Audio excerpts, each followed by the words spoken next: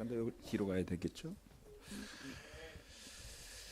네, 우리 승학 형제 용기를 가지고 말씀을 나눠주셔서 감사드립니다.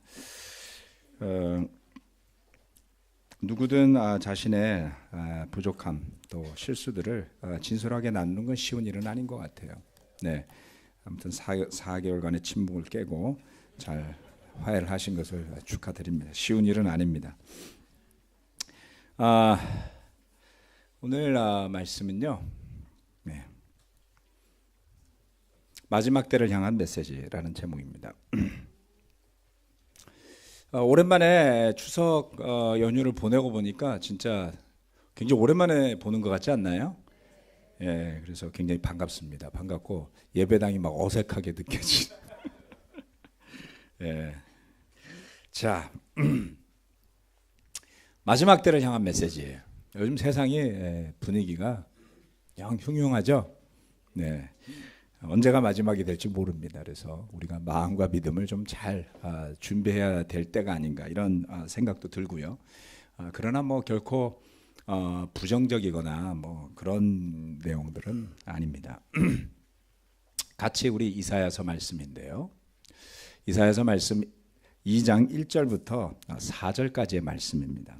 다 같이 한번 이사야서 2장 1절부터 4절 말씀을 함께 읽어보시겠습니다. 시작. 이것은 아모스의 아들 이사야가 유다와 예루살렘을 두고 계시로 받은 말씀이다. 마지막 때에 주님의 성전이 서 있는 산이 모든 산 가운데서 으뜸가는 산이 될 것이며 모든 언덕보다 높이 솟을 것이니 모든 민족이 물밀듯 그리로 모여들 것이다. 백성들이 오르면서 이르기를 자 가자 우리 모두 주님의 산으로 올라가자. 야곱의 하나님이 계신 성전으로 어서 올라가자.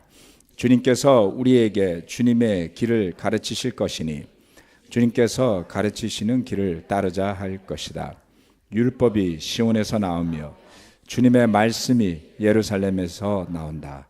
주님께서 민족들 사이에 분쟁을 판결하시고 무백성 사이에 갈등을 해결하실 것이니 그들이 칼을 쳐서 보습을 만들고 창을 쳐서 낫을 만들 것이며 나라와 나라가 칼을 들고 서로를 치지 않을 것이며 다시는 군사훈련도 하지 않을 것이다. 아멘. 이 이사야서 말씀 우리 모든 형제자매들이 아주 익히 아는 말씀일 겁니다.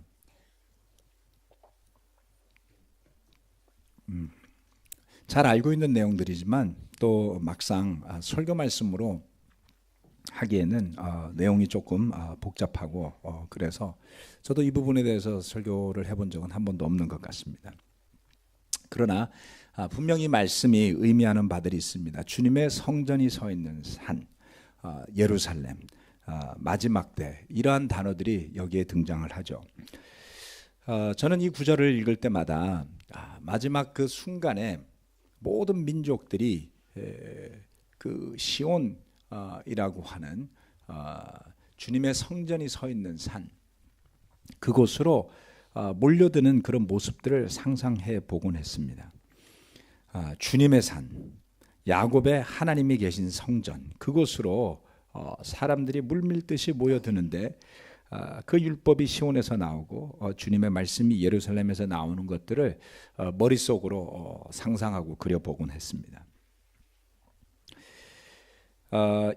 이 주님의 산, 야곱의 하나님이 계신 성전이 있는 그곳으로 모여드는 사람들이 비단 이스라엘 사람들이 아니라 뿐만이 아니라 모든 민족이 모여들 것이다 라고 예언을 했습니다. 그처럼 주님의 성전이 서 있는 그 산, 그곳으로 주님의 산으로 몰려드는 사람들은 그들이 무엇을 향해 가는지를 알고 가고 있습니다. 주님께서 그 사람들의 길을 가르치실 것이니 그 길을 따라가자 이렇게 이야기를 하고 있습니다. 율법이 시온에서 나오고 주님의 말씀이 예루살렘에서 나온다 라고 했어요. 이 이사야가 이 말씀을 예언했을 당시는 히스기야 왕 전후의 시기였습니다만은 그 시절에 이스라엘 사람들이 받아들고 있는 율법은 시내산의 율법이었죠. 그들이 가지고 있는 율법은 시내산의 율법이었지 시온의 율법이 아니었습니다. 또한 말씀이 그 시내산에서 하늘로부터 들려온 하나님의 음성이 아니라 주님의 말씀이 예루살렘에서 나온다라는 선언은 매우 색다른 선언이었습니다. 과연 이스라엘 사람들이 특히 이사야가 있었던 그 유다의 백성들이 또는 지도자들이 이 시내산의 율법과 예루살렘에서 나오는 주님의 말씀이라는 뜻을 제대로 알 수 있었을까라는 생각을 해보게 되죠. 마치 오늘날 우리나라에서 이제 헌법을 이야기할 때 뭐 헌법의 가치를 훼손하면 뭐 난리 나는 거잖아요, 그렇죠? 헌법. 근데 헌법 제대로 아세요? 잘 모르시죠? 예. 저도 법학은 공부했는데 법학 성적이 하도 나빠서 기억나는 게 없습니다. 제 평생 그렇게 공부 열심히 하고 성적이 나빴던 첫 과목인 것 같아요. D 맞았습니다. D. 굉장히 바보 같은 느낌 많이 들었어요. 그래서 제가 법을 별로 안 좋아하는데 이 성경이 온통 법이에요. 이것도 시험 보면 아마 D 나올 거예요. 마치 그와 같이 우리가 헌법의 가치를 훼손한다 그러면 큰일 나는 것처럼 이야기하듯이 이스라엘 백성들에게 있어서는 모세의 율법이라는 것은 아주 절대적이었습니다. 그 가치를 어느 누구도 훼손할 수 없었죠. 그런데 그 모세의 율법이 아닌 시내산의 율법이 아닌 시온에서 나오는 율법, 그것을 이야기할 때에 의아할 수밖에 없습니다만 우리는 이것을 너무 쉽게 이해하죠. 시온의 율법이 무엇이겠습니까? 예루살렘으로부터 나오는 주님의 말씀이 뭘까요? 복음이에요. 예수님이 우리에게 가르쳐 주신 그 복음을 의미하는 것이죠. 이 사람들은 다름 아닌 변화된 사람들입니다. 주님의 산으로, 주님의 성전으로 올라가자고 부르짖는 사람들, 그들은 그 주님의 길을 사모하고 좋아하는 사람들이었습니다. 첫 번째는 주님의 산으로, 주님의 성전으로 올라가자는 것입니다. 여러분들이 보시기에 여러분의 과거의 모습을 떠올려 보시고 또는 여러분이 영적으로 잘 못 지낼 때 모습을 한번 떠올려 보시면서 세상 사람들이 열심히 추구하면서 사는 게 무엇이라고 생각하십니까? 무엇을 추구하나요? 우리 학생들, 여러분 친구들이 무엇을 추구하면서 삽니까? 고등학생들, 대학교 입학이죠? 시험 성적이고, 게임을 추구하면서 사나요? 온통 우리 주변을 살펴보면 많은 사람들이 추구하는 것은 진리가 아닌 것들입니다. 이 세상에 민족들 간의 분쟁이 무엇 때문에 벌어지는 걸까요? 나라와 나라 간의 전쟁은 무엇 때문에 일어나죠?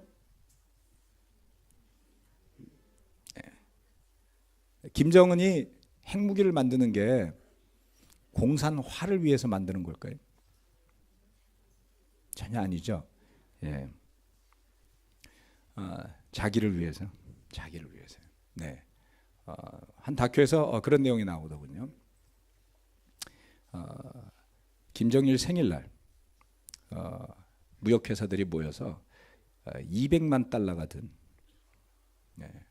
200만 달러가 드는 박스를 달러로 빼곡히 채워서 생일 선물로 준답니다. 200만 달러면 얼마죠?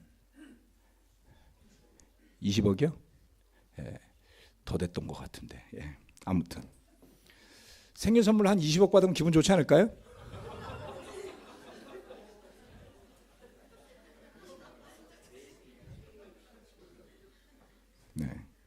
그 선물을 계속 받고 싶어서 그 선물을 더 키우고 싶어서 내년에는 25억, 내후년에는 30억 이렇게 생일 선물을 받고 싶어서 지금 핵무기를 만들고 있죠. 한때 중동을 난도질했던 IS라고 부르는 이슬람 과격 분자들이 정말 그들의 신념과 종교적 가치 때문에 그렇게 했을까요? 그렇지 않습니다. 민족들 간의 분쟁은 신념, 가치인 것처럼 포장하지만 표면적으로 그런 것이지 실상은 돈과 권력 때문입니다. 이 세상의 모든 다툼의 근본은 탐욕이고 이기심이에요. 포장할 뿐이죠. 그런데 주님의 산으로, 그 주님이 계신 성전으로 올라가는 사람들은 어떤 사람들입니까? 가치가 변화된 사람들이죠. 그래서 그들에게 더 이상 칼이 필요 없고 창이 필요 없는 겁니다. 자기를 위해 사는 사람들은 칼이 있어야만 해요. 창이 있어야만 해요. 뺏기 위해서도 필요하고 지키기 위해서도 필요하고, 그래서 전쟁은 끊이지 않는 인류의 역사입니다. 그러나 복음을 위해 모여든 사람들은 추구하는 것이 변했어요. 그들은 주님의 길을 배우고 싶어 하는 것입니다. 주님이 가르치시는 그 길을 따르고 싶어 하는 것이죠. 그래서 진정으로 주님을 따르는 백성들은 새로운 기적을 체험하게 됩니다. 여러분들 성경을 처음 공부하실 때 경험하는 그 내용은 바로 이런 것들이에요. 배타적이지 않고 싸우려 하지 않고 나눠주고자 하는 사람들을 만나지 않나요? 네. 점수 체크판 놓고서 이 사람이 성경 공부하기에 적합한 사람이 체크리스트 넘버 1, 담배를 몇 번이나 피우시나요? 넘버 2, 넘버 3, 합격, 불합격, 이러지 않는단 말이죠. 어떠한 모습이건 어떠한 부류의 사람이건 도대체 그가 누구이건 간에 복음을 듣기에 부적합한 사람은 이 세상에 없다라는 것입니다. 복음으로 변화된 사람들이죠. 예루살렘에서 첫 교회가 탄생하던 날 마치 이와 같은 광경이 그곳에서 벌어지게 됩니다. 세상에 곳곳에서 모여든 사람들이 주님의 성전이 있던 예루살렘에서 복음을 들었습니다. 시온에서 나오는 말씀이요, 예루살렘에서 나오는 주님의 말씀을 그들이 베드로의 입을 통해 듣게 되었죠. 그렇게 시작된 교회의 역사는 분명 평화의 역사였습니다. 복음으로 시작된 교회의 역사는 창과 칼의 역사가 아니에요. 안타깝게도 기독교의 역사는 반드시 그렇지만은 않습니다. 그것은 무엇을 이야기하냐면 종교, 신앙조차도 사람들의 손에 의해, 이기심과 탐욕에 의해 변질될 수 있음을 이야기하는 것이죠. 그러나 그 예루살렘에서 시작되었던 복음은 평화의 역사였습니다. 바울은 스데반을 쳐서 죽였고 남은 그리스도인들을 잡아 가두고 죽이려는 결심을 하고 들었던 칼을 예수님을 만나면서 내려놓게 됩니다. 그는 그의 칼은 천막을 만드는 손으로 바뀌었어요. 그의 창은 복음을 전하는 손길로 변하게 되었던 것이죠. 요즘 온통 전쟁의 소식들이 들려옵니다. 해외에도 전쟁이고요, 국내에도 전쟁입니다. 모든 단어의 뒤에는 분쟁이 달라붙어요. 무역 분쟁이고요, 생존 경쟁이고요, 권력 투쟁이고요, 입시조차도 전쟁이에요. 취직 또한 전쟁입니다. 전부 너무나 소란하고 온통 다툼밖에 없는 이런 세상 속에 여러분이 온전한 정신으로 살아가는 것 자체가 기적 아니겠습니까?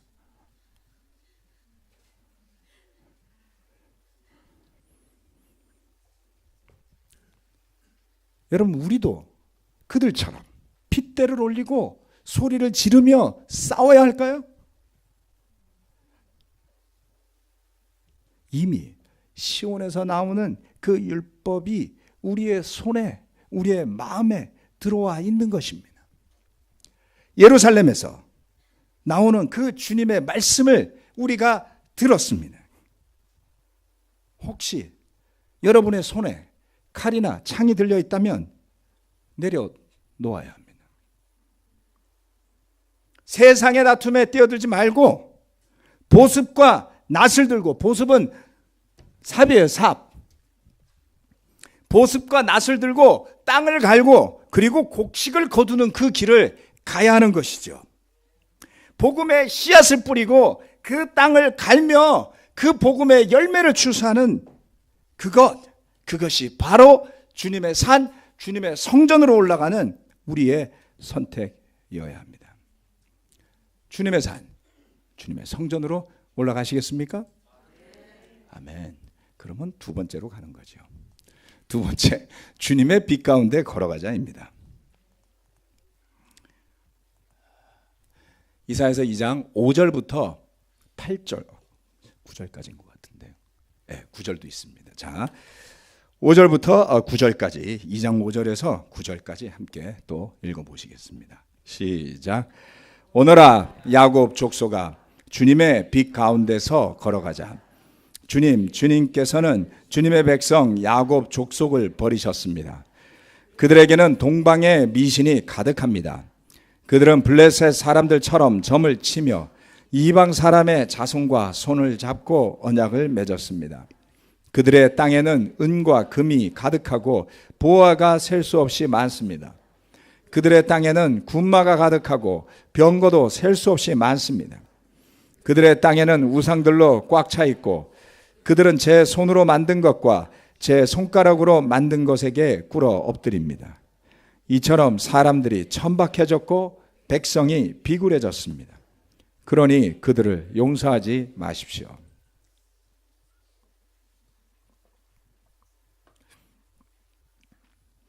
조금 전에 나온 말씀과 이 말씀을 잘 비교해 보면 놀라운 점을 발견하게 됩니다.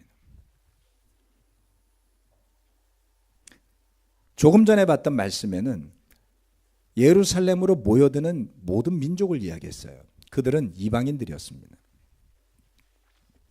변화된 이방인들은 그처럼 칼을 버리고 창을 쳐서 낫을 만들었는데 정작 야곱의 족속은 무엇을 하고 있죠? 동방의 미신이 가득하고 블레셋 사람들처럼 점을 치며 이방 사람의 자손과 손을 잡고 언약을 맺었다라고 이야기하고 있습니다.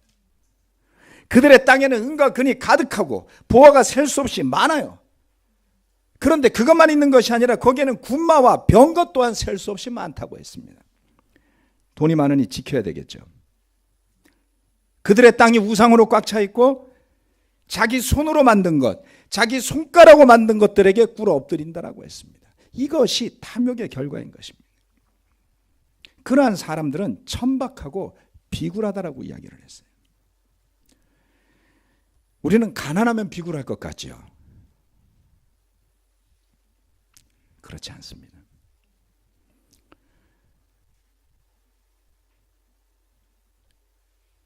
그 야곱의 후손들의 땅에는 시온의 율법이 아닌 우상으로 가득 차 있었습니다. 하나님의 진리가 아니라 자신의 손으로 일궈낸 결과에 물들어 이제는 거기에 꿇어 엎드려 사는 사람들로 전락해 있는 것이죠. 우리는 잘 입고 잘 먹고 좋은 곳에 사는 사람들이 좀 더 고귀한 사람인 것처럼 보여져요. 제가 일전에 설교하면서 사람을 판단하는 것들에 대해서 이야기했습니다. 네. 정말 여전히 어쩌면 저와 여러분 다 그럴지도 몰라요. 무슨 일을 하고 사는지, 무슨 차를 타고 사는지, 어느 동네에 사는지 그 덕분에 강남 집값이 내려갈 일이 없잖아요. 그렇죠? 여러분 강남 집값이 안 내려가는 비결은 사람들이 욕하면서도 돈만 생기면 거기 들어가려고 줄 선 사람이 많이 있어요. 내려갈 리가 없습니다. 왜냐하면 우리나라가 탐욕에 가치한 바탕한 나라이기 때문에 그렇죠.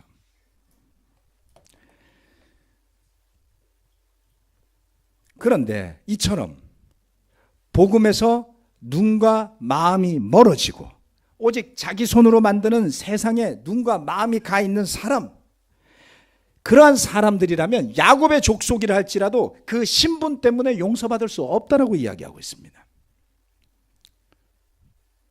그리스도인이라고 해서 한때 세례받음으로 정결하게 되고 하나님의 백성이 되었다고 해서 마땅히 가야 할 길이 아니에요. 자신의 손으로 만든 것들을 엎드려 숭배하는 그러한 사람으로 전락해 버린다면 용서받을 수 없는 것이죠.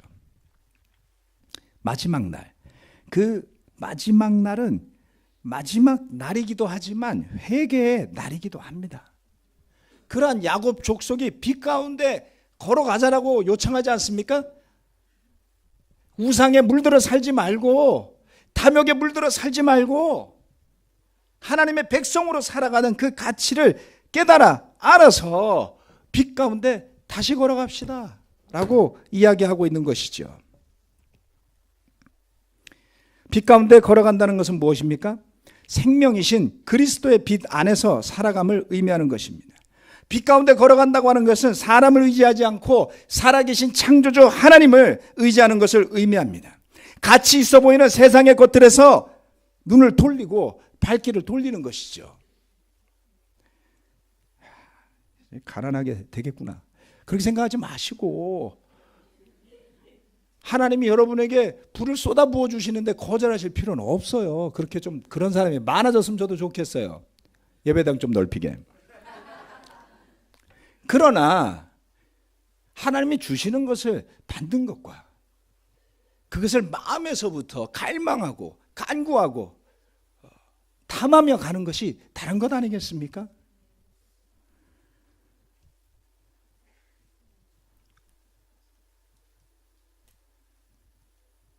이사야서 2장 11절 말씀은 이렇게 이야기를 해요. 그 날에 인간의 거만한 눈초리가 풀이 죽고 사람의 거드름이 꺾이고 오직 주님만 홀로 높임을 받으실 것이다. 오늘아 야곱 족속아, 주님의 빛 가운데서 걸어가자. 인간의 거만한 눈초리, 사람들의 거드름이 꺾이는 날. 여러분, 거만한 눈초리, 거드름에 상처받은 영혼들이에요. 그것을 우리나라에서는 두 단어로 표현하죠. 갑질. 그래서 나도 거드름을 피워보고 싶어지는 것이죠. 그런데 그날은 그 거만한 눈초리와 사람들의 거드름이 꺾이게 된다라고 합니다. 오직 주님만 홀로 높임을 받는 날이에요. 그러면 우리의 거만과 거드름도 꺾이겠죠. 어제 오랜만에 드라마를 봤습니다. 언니는 살아있다. 웃는 사람 다 본 사람들이죠. 절반이 안 웃네. 오랜만에 봤습니다. 갑자기 마지막 회인 거예요. 그런데 그 드라마 안에는 거만했던 사람들이 나옵니다. 거드름을 부리는 사람들이 나옵니다. 그렇게 아름다운 얼굴로 어떻게 그렇게 거만하고 거드름을 피는지 정말 얄밉게 느껴지죠. 그런데 마지막 회가 되었더니 이 사람들이 다 꼬리를 내렸어요. 거드름과 거만이 다 꺾이는 날이 왔던 것이죠. 불쌍해 보이더라고요. 어제 보니까 다. 어제 보셨어요? 네, 안 보셨으면 꼭 가서 재방송을 보십시오. 이게 드라마의 비법이에요. 영화는 다른데, 영화는 감독들마다 가치를 막 집어넣어갖고 이상한 영화가 많은데 한국 드라마는 이틀을 안 벗어납니다. 뭐냐면 거만했던 사람들, 거드름을 부리던 사람이 마지막엔 다 꺾이게 되죠. 그리고 마지막은 좌우지간 해피엔딩이에요. 그렇지 않습니까? 그래서 마지막 회가 제일 재미없어요. 그렇지만 마음은 흐뭇해요. 해피엔딩이요. 단순하고 반복적인 이야기지만 주말 드라마는 좌우지간 해피엔딩이라 해야지 성공해요. 작가가 굉장히 프레셔 받으면서 쓴다 그러더라고요. 절대로 저 사람을 죽이지 마라 막 이렇게. 여러분, 혹시 여러분의 집안에 은과 금이 가득하고 셀 수 없는 보화로 가득 차 있는 분이 계신가요? 예배 끝나고 저한테 와서 이야기해 주십시오. 혹시 여러분의 마음속에 군마와 병거가 가득하여서 싸움 중인 분들은 없습니까? 혹시 자신을 높이는 싸움 중에 있지는 않습니까? 높임을 받아야 할 분은 오직 주님뿐이십니다. 그 대신에 우리는 주님이 높이심을 받고 그 주님의 빛 가운데 걸어가면 되는 것이죠. 예수님이 마지막 때를 이야기하셨을 때 이미 그 예루살렘에 살고 있던 사람들에게 마지막 때가 왔다고 말씀하셨어요. 우리 인간이 생각하는 마지막과 주님이 말씀하시는 마지막이 좀 빈트가 맞지 않습니다. 다르게 보면 우리는 이미 마지막 때 살고 있는 것이죠. 우리가 바라보고 우리가 참여해야 할 곳이 세상이 아니더라는 것입니다.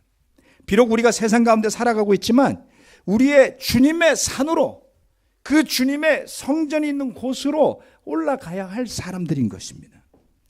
그리고 세상 속에서 걸어가야 할 것이 아니라 그 주님의 빛을 향해서 그 빛 가운데 걸어가야 할 축복을 받은 존재들임을 다시 기억을 되살려야지 되겠죠. 방법은 함께 고민해야 할 것 같습니다. 각자가 처한 상황 속에서, 각자의 여건 속에서, 각각의 연령대에서 얼마나 다양한 삶의 모양이 존재하는지 모릅니다. 우리는 그것을 하나로 방법론으로 정의할 수는 없어요. 그러나 마음이 그와 같아야 한다는 것입니다. 마지막 때를 향한 메시지는 늘 그처럼 주님의 영광으로 끝나는 것을 알 수 있습니다. 그 종말의 날은 사람들의 호기심을 위해 존재하지 않습니다. 하나님의 영광을 위해 존재하는 것이고요. 우리가 그 메시지만 굳게 붙들 수 있다면 비록 날마다 세상 속에서 거만함 속에서 휩쓸려 살아가겠지만 우리의 마음이 주님 앞에 낮아지는 생명의 길로 갈 수 있으리라 믿습니다. 말씀 마치겠습니다.